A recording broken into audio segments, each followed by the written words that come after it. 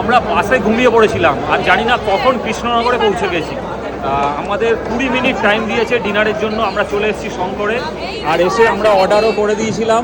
আর দেখো এই দেখো আমাদের তরকা রুটি আমরা অর্ডার করেছি, তরকা রুটি, আর সঞ্জু খাবে ডিম ভাত, তরকা রুটিও খাচ্ছে।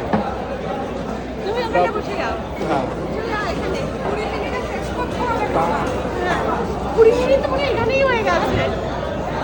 আমাদের 3 জনের জন্য নিয়েছি 2 প্লেট তরকা রুটি, আমাদের 3 জনের হয়ে যাবে। আর ওদিকে সঞ্জু আর তিয়াশা নিয়েছে 1 প্লেট রুটি আর একটা ডিম ভাত। ডিম ভাত এখনও আসেনি। তা কেমন হয়েছে তরকাটা? এই ডিম ভাত এসে গেছে। আর জাস্ট ভিড়টা দেখো বন্ধুরা, এখানে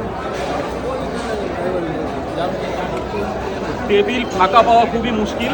একটা টেবিল ফাঁকা পেয়েছি, 20 থেকে 25 মিনিটের মধ্যে আমাদের খেয়ে আবার বাসে উঠতে হবে, নয়তো বাস কিন্তু আমাদের ছেড়ে বেরিয়ে যাবে।